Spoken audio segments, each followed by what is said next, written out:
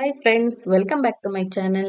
ಇವತ್ತು ನಾನು ನಿಮಗೆಲ್ಲ ತೋರಿಸ್ತಾ ಇದ್ದೀನಿ ಚಿಕನ್ ಬಿರಿಯಾನಿ ನಮ್ಮ ಮನೇಲಿ ಯಾವ ಥರ ಮಾಡ್ತೀವಿ ಅಂತ ಈಸಿಯಾಗಿ ಮಾಡ್ಕೋಬೋದು. ಬನ್ನಿ, ಮೊದಲಿಗೆ ಇಲ್ಲಿ ಏನೇನು ಇಂಗ್ರೀಡಿಯೆಂಟ್ಸ್ ತಗೊಂಡಿದ್ದೀನಿ ಅಂತ ತೋರಿಸ್ತೀನಿ. ಫಸ್ಟ್ ಇಲ್ಲಿ ಒಂದು ಅರ್ಧ ಕಟ್ಟಷ್ಟು ಕೊತ್ತಂಬರಿ ಸೊಪ್ಪು, ಅರ್ಧ ಕಟ್ಟಷ್ಟು ಪುದೀನ ಸೊಪ್ಪು, ಒಂದು 10 ರಿಂದ 12 ಹಸಿಮೆಣಸಿನ್ಕಾಯಿ, ಒಂದು ಇಡೀ ಬೆಳ್ಳುಳ್ಳಿ, ಚಕ್ಕೆ, ಲವಂಗ, ಸ್ವಲ್ಪ ಮೆಣಸು, ಮತ್ತೆ ಒಂದು 2 ಇಂಚಷ್ಟು ಶುಂಠಿ ತೊಗೊಂಡಿದ್ದೀನಿ. ಮತ್ತೆ 2 ಟೊಮೊಟೊ ಮತ್ತೆ 2 ಟೊಮೊಟೊ ತೊಗೊಂಡಿದ್ದೀನಿ. ಟೊಮೊಟೊನ ಪೇಸ್ಟ್ ಮಾಡ್ಕೊತೀನಿ. ನಾನಿಲ್ಲಿ ಟೊಮೊಟೊ ಕಟ್ ಮಾಡಿ ಹಾಕ್ತಿಲ್ಲ, ಅದಕ್ಕೆ ಟೊಮೊಟೊನ ರುಬ್ಕೊಂಡಿದ್ದೀನಿ. ಸೊ ಇದು ಒಗ್ಗರಣೆಗೆ 3 ಈರುಳ್ಳಿ, ಸ್ವಲ್ಪ ಕೊತ್ತಂಬರಿ ಸೊಪ್ಪು, ಸ್ವಲ್ಪ ಪುದೀನ ಸೊಪ್ಪು, ಇಷ್ಟು ಒಗ್ಗರಣೆಗೆ ಇಟ್ಕೊಳ್ಳೋಣ. ಬನ್ನಿ, ಇವಾಗ ಆಗಲೇ ತೋರಿಸಿದ್ನಲ್ಲ ಅಷ್ಟನ್ನು ರುಬ್ಕೊಂಡು ಬಂದಿದ್ದೀನಿ. ಸ್ವಲ್ಪ ತರ್ತರಿಯಾಗೆ ರುಬ್ಕೊಂಡಿದ್ದೀನಿ. ಮತ್ತು ಟೊಮೊಟೊನು ಬೇರೆ ಜಾರಲ್ಲಿ ರುಬ್ಕೊಂಡಿದ್ದೀನಿ. ಇವಾಗ ಸ್ಪೈಸಸ್ ಏನೇನು ಬೇಕಂತಂದರೆ ಅನಾನಸ್ ಹೂವು, ಮೊಗ್ಗು, ಸ್ವಲ್ಪ ಸೋಪಂಕಾಳು ಮತ್ತು ಪತ್ರೆ, ಇಷ್ಟನ್ನು ತೊಗೊಂಡಿದ್ದೀನಿ. ನೆಕ್ಸ್ಟ್ ಇವಾಗ ಒಂದು ಪಾತ್ರೆ ಇಟ್ಕೊಂಡಿದ್ದೀನಿ. ಪಾತ್ರೆಗೆ ಒಂದು 100 ಗ್ರಾಮ್ ಎಣ್ಣೆ ಹಾಕ್ಕೊಳ್ಳೋಣ. ಎಣ್ಣೆ ಚೆನ್ನಾಗಿ ಕಾದ್ಮೇಲೆ ಅದಕ್ಕೆ ಎಲ್ಲ ಥರ ಸ್ಪೈಸಸ್ ಆ್ಯಡ್ ಮಾಡ್ಕೊಳ್ಳೋಣ. ಮೊಗ್ಗು, ಅನಾನಸ್ ಹೂವು, ಸೋಂಪು ಎಲ್ಲನೂ ಆ್ಯಡ್ ಮಾಡ್ಕೊಳ್ಳೋಣ. ಇವಾಗ ಈ ಟೈಮಲ್ಲಿ ಚೆನ್ನಾಗಿ ಅರೋಮ ಬರ್ತಿರುತ್ತೆ, ಅದರಿಂದ ಘಮ್ ಅಂತಿರುತ್ತೆ, ಚೆನ್ನಾಗಿರುತ್ತೆ. ಸೊ ಆದಷ್ಟು ಈ ಥರ ಚಿಟಪಟ ಅಂತ ಸಿಡಿತಿದ್ದಂಗೆ ಇವಾಗ ಇದಕ್ಕೆ ಈರುಳ್ಳಿ ಆ್ಯಡ್ ಮಾಡ್ಕೊಳ್ಳೋಣ. ಈರುಳ್ಳಿ ಹಾಕ್ಬಿಟ್ಟು ಸ್ವಲ್ಪ ಅದು ಗೋಲ್ಡನ್ ಬ್ರೌನ್ ಬರೋ ತನಕ ಈರುಳ್ಳಿನ ಹುರಿಯೋಣ. ಈರುಳ್ಳಿಯಲ್ಲಿರೋ ಹಸಿ ವಾಸನೆ ಎಲ್ಲ ಹೋಗುತ್ತೆ ಅದು ಕಲರ್ ಚೇಂಜ್ ಆದಾಗ. ಸೊ ಆ ಕಲರ್ ಚೇಂಜ್ ಆಗೋ ತನಕ ಈರುಳ್ಳಿನ ಹುರ್ಕೊಳ್ಳೋಣ ಎಣ್ಣೆಲಿ ಚೆನ್ನಾಗಿ. ನೆಕ್ಸ್ಟು ಇಲ್ಲಿ ನಾನು ಹಸಿಮೆಣ್ಸಿಕಾಯಿನ ಗ್ರೈಂಡ್ ಮಾಡ್ಕೊಳಕ್ಕೆ ಹಾಕೊಂಡಿದ್ದೀನಿ, ಸೊ ಹಾಕ್ಕೊಳ್ಳಲ್ಲ. ಮತ್ತು ಟೊಮೊಟೊನ ಪೇಸ್ಟ್ ಮಾಡ್ಕೊಂಡಿದ್ದೀನಿ, ಸೊ ಟೊಮೊಟೊನೂ ಹಾಕ್ಕೊಳ್ಳಲ್ಲ. ಈರುಳ್ಳಿ ಇವಾಗ ಎಣ್ಣೆಲಿ ಚೆನ್ನಾಗಿ ಫ್ರೈ ಆಗಿದೆ ನೋಡಿ. ಇವಾಗ ಗೋಲ್ಡನ್ ಬ್ರೌನ್ ಬಂದಿದೆ. ಇವಾಗ ನಾವು ರೆಡಿ ಮಾಡ್ಕೊಂಡಿದ್ದಂಥ ಮಿಶ್ರಣ ಏನಿತ್ತು ರುಬ್ಕೊಂಡು ಬಂದಿದ್ವಲ್ಲ ಅಷ್ಟನ್ನು ಹಾಕೊಳ್ಳೋಣ. ಇವಾಗ ಇದರಲ್ಲಿರೋ ಹಸಿ ವಾಸನೆ ಹೋಗೋ ತನಕ ಎಣ್ಣೆಲಿ ಚೆನ್ನಾಗಿ ಹುರಿಯೋಣ ಈ ಪೇಸ್ಟ್ನ. ಸೊ ಅವಾಗ ಇದರಲ್ಲಿ ಈ ಮಿಶ್ರಣ ಏನಿದೆಯಲ್ಲ ಇದು ಎಣ್ಣೆಲಿ ಚೆನ್ನಾಗಿ ಬೆರೆತು ಚೆನ್ನಾಗಿ ಫ್ರೈ ಆಗಿ ಇದ್ರ ಮೇಲೆ ಎಣ್ಣೆ ಬಿಟ್ಕೊಂಡಾಗ ಇದು ಚೆನ್ನಾಗಿ ಫ್ರೈ ಆಗಿದೆ ಅಂತ ಅರ್ಥ. ಇದರಲ್ಲಿರೋ ಹಸಿ ವಾಸನೆ ಪೂರ್ತಿಯಾಗಿ ಹೋಗಿದೆ ಅಂತ. ಇದ್ರೊಳಗಡೆನೆ ಶುಂಠಿ, ಬೆಳ್ಳುಳ್ಳಿ ಎಲ್ಲ ಹಾಕ್ಕೊಂಡಿರೋದ್ರಿಂದ ಎಲ್ಲ ಥರದ ಹಸಿ ಸ್ಮೆಲ್ ಹೋಗೋ ತನಕ ನಾವು ಎಣ್ಣೆಲಿ ಇದನ್ನು ಫ್ರೈ ಮಾಡ್ಕೋಬೇಕಾಗುತ್ತೆ. ನೋಡಿ, ಸ್ವಲ್ಪ ಫ್ರೈ ಆಗಿದೆ ಮತ್ತು ಕಲರ್ ಕೂಡ ಚೇಂಜ್ ಆಗಿದೆ.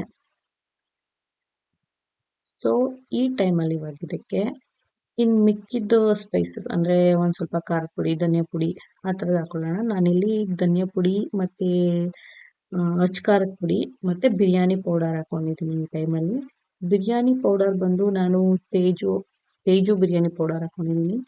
ಇಲ್ಲಿ ನಾನು ಒಂದು ಮುಕ್ಕಾಲು kg ಚಿಕನ್ ತೊಗೊಂಡೋಗಿರೋದ್ರಿಂದ ಫುಲ್ಲು 10 ರೂಪಾಯಿದು ಒಂದು ಪ್ಯಾಕೆಟ್ ಬರುತ್ತಲ್ಲ ಅಷ್ಟು ಫುಲ್ಲು ಹಾಕ್ಕೊಂಡಿದ್ದೀನಿ. ನೋಡ್ತಾ ಇದ್ದೀರಾ ಇಲ್ಲಿ ಎಷ್ಟು ಚೆನ್ನಾಗಿ ಆಯಿಲ್ ಬಿಟ್ಕೊಂಡಿದೆ ಅಂತ. ಸೊ ಈ ಆಯಿಲ್ ಬಿಟ್ಕೊಂಡಿರೋ ಟೈಮಲ್ಲಿ ಚಿಕನ್ ಆ್ಯಡ್ ಮಾಡ್ಕೊಳ್ಳೋಣ. ನೀಟಾಗಿ ಚೆನ್ನಾಗಿ ತೊಳೆದಿರೋದು ಒಂದು ಅರ್ಧ kg ಮುಕ್ಕಾಲು kg ಚಿಕನ್ ಆ್ಯಡ್ ಮಾಡ್ಕೊಂಡ್ಮೇಲೆ ಚೆನ್ನಾಗಿ ಒಂದೊಳ್ಳೆ ಮಿಕ್ಸ್ ಕೊಡಬೇಕು. ಅಯ್ಯೋ, ಸ್ವಲ್ಪ ಉರಿ ಜಾಸ್ತಿ ಆಗಿರೋದ್ರಿಂದ ಸ್ವಲ್ಪ ಸೀದಿದೆ ಕೆಳಗಡೆ. ಸ್ವಲ್ಪ ಲೋ ಫ್ಲೇಮಲ್ಲಿ ಇಟ್ಕೊಂಡು ಅಂದರೆ ಮೀಡಿಯಮ್ ಫ್ಲೇಮಲ್ಲಿ ಇಟ್ಕೊಂಡ್ರೆ ಓಕೆ. ಇವಾಗ ಚಿಕನ್ನಲ್ಲಿರೋ ನೀರೆಲ್ಲ ಬಿಟ್ಕೊಳ್ಳುತ್ತೆ. ಮೀನ್ಸ್ ಅಂತಂದರೆ ಇವಾಗ ನಾವು ಮಾಡ್ಕೊಂಡಿದ್ದ ಗ್ರೇವಿ ಕನ್ಸಿಸ್ಟೆನ್ಸಿ ಇತ್ತಲ್ಲ ಅದು ಹೋಗಿ ಈಗ ಫುಲ್ ಡ್ರೈ ಆಗಿದೆ. ಆ ಡ್ರೈ ಗ್ರೇವಿ ಒಳಗಡೆ ನಾವು ಚಿಕನ್ ಹಾಕಿದಾಗ ಚಿಕನಲ್ಲಿರೋ ನೀರೆಲ್ಲ ಬಿಟ್ಕೊಂಡು ಆ ಗ್ರೇವಿಲಿರೋ ಸ್ಪೈಸಸ್ನೆಲ್ಲ ಚಿಕನ್ ಪೀಸಸ್ ಎಳ್ಕೊಳ್ಳುತ್ತೆ. ನೋಡಿ, ಆಲ್ರೆಡಿ ನೀರು ಬಿಟ್ಕೋತಾ ಇದೆ. ಅದು ನೀರು ಬಿಟ್ಕೊಂಡು ಏನಾಗುತ್ತೆ, ನೀರು ಬಿಟ್ಕೊಂಡಾದ್ಮೇಲೆ ಆಯಿಲ್ ಬಿಟ್ಕೊಳ್ಳುತ್ತೆ ನೆಕ್ಸ್ಟ್. ಸೊ ಈ ಟೈಮಲ್ಲಿ ಇವಾಗ ಟೊಮೊಟೊ ಪೇಸ್ಟ್ ಮಾಡ್ಕೊಂಡಿದ್ವಲ್ಲ ಟೊಮೊಟೊ ಪೇಸ್ಟ್ ಆ್ಯಡ್ ಮಾಡ್ಕೊಳ್ಳೋಣ. ಮತ್ತು ಟೊಮೊಟೊ ಪೇಸ್ಟ್ ಆದಮೇಲೆ ಅರ್ಧ ಕಪ್ಪಷ್ಟು ಮೊಸರು ಆ್ಯಡ್ ಮಾಡ್ಕೊಳ್ಳೋಣ. ಸೊ ಬಿರಿಯಾನಿಲಿ ಇಂಪಾರ್ಟೆಂಟ್ ಅಂದರೆ ಮೊಸರೇನೆ. ಮೊಸರು ಹಾಕಿದ್ರೆ ಒಂದು ಒಳ್ಳೆ ಟೇಸ್ಟ್ ಬರುತ್ತೆ ಬಿರಿಯಾನಿ. ಸೊ ಇಲ್ಲಿ ಟೊಮೊಟೊ ಮತ್ತು ಮೊಸರುದು ಹಸಿ ವಾಸನೆನೂ ಹೋಗೋ ಥರ ಬೇಯಿಸ್ಕೋಬೇಕು. ಮತ್ತು ಚಿಕನಲ್ಲಿ ಇನ್ನೂ ಎಣ್ಣೆ ಬಿಟ್ಟಿಲ್ಲ, ಎಣ್ಣೆ ಬಿಟ್ಕೊಳ್ಳೋ ತನಕ ಚೆನ್ನಾಗಿ ಬೇಯಿಸ್ಬೇಕು.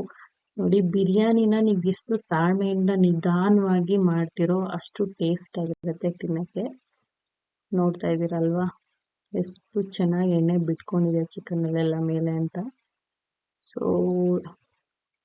ಫ್ರೆಂಡ್ಸ್, ಇನ್ನೂ ನನ್ನ ಚಾನಲ್ನ ಯಾರು ಸಬ್ಸ್ಕ್ರೈಬ್ ಮಾಡ್ಕೊಂಡಿಲ್ಲ, ಪ್ಲೀಸ್ ನನ್ನ ಚಾನಲ್ನ ಸಬ್ಸ್ಕ್ರೈಬ್ ಮಾಡ್ಕೊಳ್ಳಿ. ನನ್ನ ವೀಡಿಯೋಸ್ಗೆ ಲೈಕ್ ಕೊಡಿ, ಶೇರ್ ಮಾಡಿ.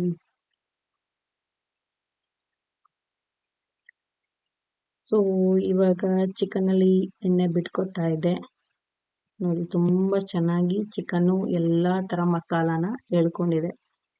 ಸೊ ಎಣ್ಣೆ ಮೇಲೆ ತೇಲ್ತಿದೆ ಅಂದರೆ ಓಕೆ, ಚಿಕನ್ ಚೆನ್ನಾಗಿ ಬೆಂದಿದೆ ಮತ್ತು ಎಲ್ಲ ಥರ ಮಸಾಲಾನ ಎಳ್ಕೊಂಡಿದೆ ಅಂತ ಅರ್ಥ.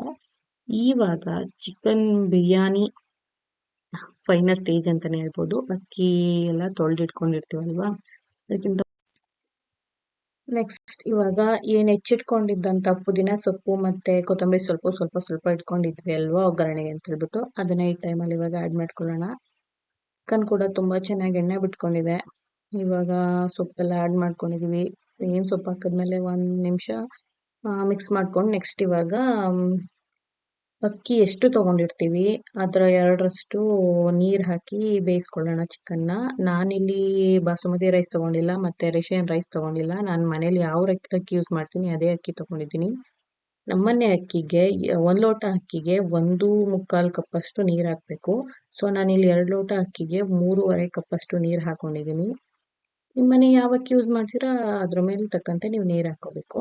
ನೆಕ್ಸ್ಟ್ ಇಲ್ಲಿ ಸ್ವಲ್ಪ ಉಪ್ಪು ಹಾಕ್ಬಿಟ್ಟು ಒಂದು ಪ್ಲೇಟಲ್ಲಿ ಮುಚ್ಚಿಟ್ಬಿಟ್ಟು ಇದನ್ನು ಬೇಯಕ್ಕೆ ಬಿಟ್ಬಿಡೋಣ. ಬನ್ನಿ ಫ್ರೆಂಡ್ಸ್, ಇವಾಗ ಸೈಡಲ್ಲಿ ಕಬಾಬ್ಗೆ ರೆಡಿ ಮಾಡ್ಕೊಳ್ಳೋಣ. ಕಬಾಬ್ಗೆ ಮಾಮೂಲಿ ಹೇಳ್ದಂಗೆ ನಾನು ತೇಜುನೇ ತೊಗೊಂಡಿದ್ದೀನಿ.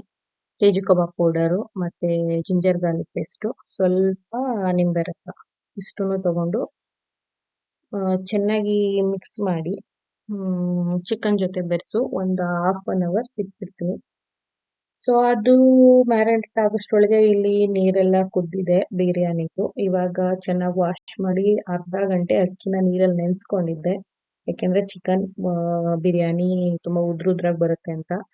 ಇವಾಗ ಕುದಿ ಬಂದಮೇಲೆ ಅಕ್ಕಿನೆಲ್ಲ ಹಾಕೋತಾ ಇದ್ದೀನಿ ಬಿರಿಯಾನಿಗೆ. ಸೊ ಇದು ಅರ್ಧ ಗಂಟೆ ಆಲ್ರೆಡಿ ಅಕ್ಕಿ ನೀರಲ್ಲಿ ನೆನೆದಿರೋದ್ರಿಂದ ಬೇಗ ಆಗ್ಬಿಡುತ್ತೆ ಬಿರಿಯಾನಿ ಮತ್ತು ತುಂಬ ಉದ್ರಾಗುತ್ತೆ. ನೀವು ನೀರು ಯಾವ ಪ್ರಮಾಣದಲ್ಲಿ ಹಾಕೊಂಡಿರ್ತೀರ ಅಷ್ಟು ನೀಟಾಗಿ ಬಿರಿಯಾನಿ ಬರುತ್ತೆ. ಇವಾಗ ಅಕ್ಕಿ ಎಲ್ಲ ಹಾಕಾದ್ಮೇಲೆ ಮತ್ತೆ ಒಂದ್ಸಲ ತಿರುವಾಕ್ಬಿಟ್ಟು ಒಂದು 3 ನಿಮಿಷ ಮೀಡಿಯಂ ಫ್ಲೇಮಲ್ಲಿ ಮುಚ್ಚಿಟ್ಟು ಬೇಯಿಸ್ಕೊಡ್ಬೇಕು. ನಿಮಗೆ ನಿಂಬೆಹಣ್ಣು ಬೇಕಂದರೆ ಆ್ಯಡ್ ಮಾಡ್ಕೋಬೋದು, ಇಲ್ಲಾಂದರೆ ಸ್ಕಿಪ್ ಮಾಡ್ಬೋದು. ನಾನು ಅರ್ಧ ನಿಂಬೆಹಣ್ಣು ಹಾಕೊಂಡಿದ್ದೀನಿ. ನೋಡಿ, ಫೈನಲ್ ಆಗಿ ಹಿಂಗೆ ಬಂದಿದೆ ಬಿರಿಯಾನಿ. ಬಿರಿಯಾನಿ ಅಂತೂ ಸಿಕ್ಕಾಪಟ್ಟೆ ಟೇಸ್ಟ್ ಆಗಿತ್ತು ಫ್ರೆಂಡ್ಸ್. ನೀವು ಮನೇಲಿ ಇದನ್ನು ಟ್ರೈ ಮಾಡಿ ಹೆಂಗೆ ಬಂತು ಅಂತ ನನಗೆ ಕಮೆಂಟ್ ಮಾಡಿ ತಿಳಿಸಿ. ನೋಡಿ, ಪೀಸಸ್ ಎಲ್ಲ ತುಂಬ ಚೆನ್ನಾಗಿ ಸಪ್ಪೆ ಇರಲಿಲ್ಲ, ತುಂಬ ಚೆನ್ನಾಗಿ ಮಸಾಲಾನ ಎಳ್ಕೊಂಡಿತ್ತು. ಮತ್ತು ರೈಸ್ ಕೂಡ ತುಂಬ ಚೆನ್ನಾಗಿ ಬೆಂದಿತ್ತು, ಉದ್ರಾಗಿತ್ತು. ಇಲ್ಲಿ ಕಬಾಬ್ ಕೂಡ ರೆಡಿ ಆಗ್ತಾಯಿದೆ. ಎಣ್ಣೆ ತುಂಬ ಚೆನ್ನಾಗಿ ಕಾದಿತ್ತು, ಅದಕ್ಕೆ ಕಬಾಬ್ ಹಾಕ್ತಾಯಿದ್ದೀನಿ.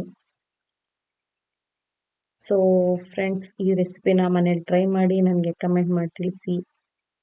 ಪ್ಲೀಸ್ ನನ್ನ ಚಾನಲ್ನ ಸಬ್ಸ್ಕ್ರೈಬ್ ಮಾಡ್ಕೊಳ್ಳಿ, ಲೈಕ್ ಮಾಡಿ, ಆದಷ್ಟು ನನ್ನ ವೀಡಿಯೋಸ್ನ ಶೇರ್ ಮಾಡಿ. ಅಲ್ಲಿ ತನಕ ನನ್ನ ಚಾನಲ್ನ ನೋಡ್ತಾ ಇರಿ, ನನಗೆ ಸಪೋರ್ಟ್ ಮಾಡ್ತಾ ಇರಿ. ಬಾಯ್.